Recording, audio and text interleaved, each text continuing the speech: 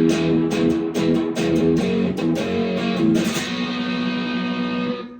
right, hey, it's Rob, and I'm all fired up today about the Replacements. We're going to learn how to play Bastards of Young.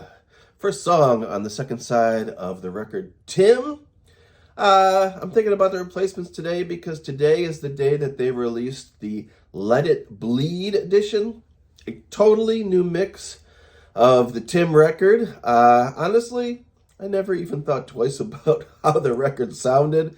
I've listened to it now for almost 40 years, and I bought it the day it came out, and, now I can see that, it's been remixed, that there were things missing, parts they didn't include, and things like that, and, of course, the overall balance of the sound, the drum sound, the bass has been brought up, so it's interesting. I was skeptical at first, but this remix was done by Ed Stasium, who I have a very short story about. I've got a good short story about the Replacements, then we'll get into the song. Anyway, so Ed Stasium is a producer and engineer. He worked with the Ramones and lots of people, and they had considered using him to mix the album Tim. They didn't. They instead got, of course, Tommy Tommy Ramone to mix it, and supposedly by that point he was going deaf, and so there were certain deficiencies, and of course this record sounds a little dated because of the sounds they use, the type of reverbs they use that were popular in the mid-'80s, things we just don't do now. Anyway, so it's got a second chance at life. They have, breathed new life into this record, and so I met Ed at the record plant. I was a studio runner. I was parking cars there, and this was my first job in LA, and I met Ed. He was working with a band called the Cave Dogs. If you don't know the Cave Dogs, they have two excellent records that you should check out, a Boston band. And I had known the Cave Dogs because I had worked with them when I was a student at Berkeley. In Boston, they did a cover of a Beatles song for a project we used to do in recording class when we had to record a song. It was called a Sound-Alike that sounded pretty much exactly like the original record, and they did a great job of doing that. So I knew them. I saw them when they were out in LA. I think they were just mixing their record, their first record, which I think is called Joyrides for Shut-Ins. And Ed let me come in and listen to some of it, which was very nice. Nobody ever thought about me or, let me do anything back then. So it was nice that Ed actually let me come in the studio and listen to some of the mixes with the band. It was very cool. He's a nice guy. And if anybody is going to remix a record, by the Replacements, like Holy Grail, Ed Stasium is the guy. So I've been listening to it. It's, it's a revelation. You're really hearing stuff that you never knew was there. They never included. It's great. You should check it out. Anyway, so my Replacement story, and I'm getting into 5 minutes of intro before I even show you how to play this song. But hey, that's what we do on this channel. So freshman year, I was attending Michigan State University, and I worked for the concert promoter. The band X was playing, the Replacements were opening. I did not know the Replacements, but I got to stand up on stage and kick people off who were trying to get up on stage, and that was my introduction to the Replacements. I loved them ever since. I bought all their records right after that, up to the time, and Tim hadn't come out yet. This was 1984. And in 1985, we moved into our off-campus housing. I lived on a sun porch, in this crappy off-campus house. And the sun porch was great. It was all windows. It was really cool. Except in the winter, it was not really cool. It was really cold. It was freezing. It was like being outside. So anyway, one of my first memories of moving into this off-campus house is Tim came out September of 85. So been listening to it ever since. All right, let's get to Bastards of Young. Once again, first song on the second side. Paul was playing a lot of open tunings back then, and it's very possible this song was played in an open B or E tuning. I'm not sure exactly the ones he was using. That's kind of why a lot of his songs started to sound the same. Towards the end of his career, he was sticking with these open tunings, which make you play in a certain way, play, your chord inversions a certain way. etc. So there's a little intro on here, and it is, let's see, what is it? Ah, that's not it. That's it. So you're playing like a little B chord here with your first finger, 4th fret of the 3rd string, 4th fret of the 2nd string. This is in standard tuning, so you're playing a B and a D sharp. Just a little double stop there. And then you are laying on the 7th note of the 2nd string. So you are laying on the F sharp, and you are getting this. Let's see if I can move my other fingers out of the way so you can see. Ah, can't do it. But anyway, it's this. So you're holding the B the whole time, and you're alternating between this note right here, the D sharp, and the F sharp.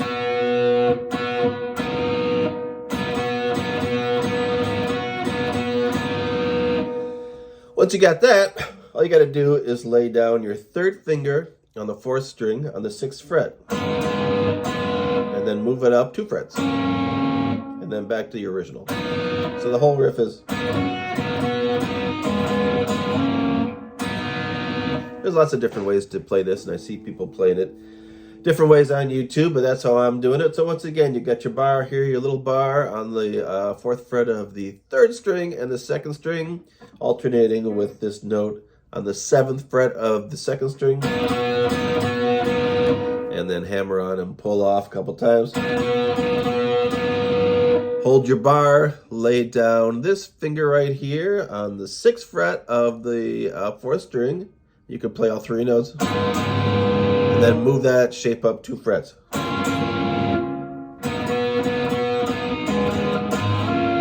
Oop, that doesn't sound right. All of a sudden, that doesn't sound right. Did I go out of tune?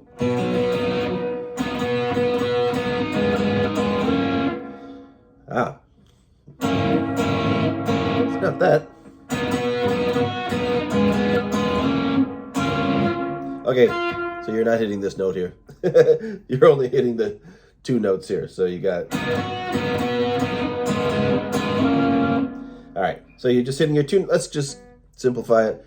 So the last 2 notes, last 2 chords you're playing are. Forget about that 3rd note. So you got this. So we're sliding up from the 6th note on the 4th string to the 4th note on the 3rd string, and then we're going up 2 frets. And that's your intro there. All right. And it's kind of hard to tell in the song because this tuning was never perfect. You hear, there's little dissonances and stuff because the guitar is out of tune with itself. Anyway, in the verse, you got G sharp, B, G sharp, F sharp. And then you're going to do the little Chuck Berry thing on E. You're going to flip-flop between this note here, the B, on your A string, so 2nd fret A string, between your 4th fret on your A string. Back to F sharp, which I'm cheating and playing with my thumb, and then back to B. So once again, the chord progression in the verse is G sharp, B, G sharp, F sharp, E, F sharp, B. And then in the chorus, you're going to have your lead again there. And that's going to be over the E chord. We are the sons of no one, E, B. And then you got a little lead line there. Your little lead line is 4th fret, 2nd string, 2nd fret, 2nd string. Your B note here on the G string, 4th fret, 3rd string, 1st fret of the 3rd string, G sharp, and then you end on the F sharp of the 4th string. So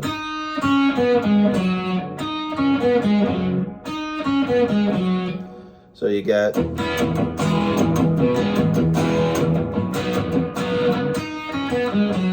that's what you got there. And then daughters and the sons. So it ends on E, F sharp, B, and then you go back to your verse. So once again, the chorus is E, B, riff, E, B, E, F sharp, B. There's only one other thing that happens in this song. Actually, that's not true. There's a couple other things. But you got a very short bridge, which is C sharp 9, that blues chord. So you got a C sharp, 4th fret, A string. You're playing the F on your D string. Sorry, let's just start again. You got your C sharp on the 5th string, 4th fret. You got your F note here on the 4th string, 3rd fret. You're going to hold down the B on the 3rd string, 4th fret, and you're going to make that little bar again. It's the same bar you're making when you're doing your intro, but you're making it with your 3rd finger. And that's so you can play this chord. And that's a C sharp 9. And then you're going to F sharp. I'm playing a 7. I think it's a 7. So just lift off your pinky. So C sharp 9, F sharp. And then he does a little rundown, and it's more or less. So it's G sharp, F sharp. It's probably, let's see, E flat minor, C sharp, B. It's very fast, and it doesn't have to be real exact, but it's, once again, the bridge is willingness to claim us, whatever it is. I don't even know the words.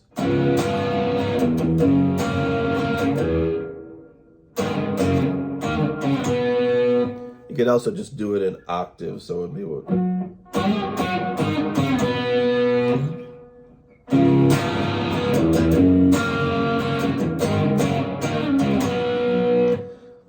More or less. The song ends inconceivably on E flat 7. So you got We Are the Sons.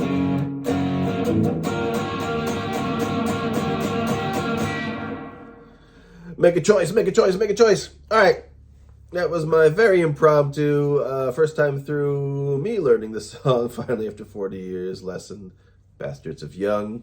Replacements, check out the new mix, and have fun. See you later. Bye.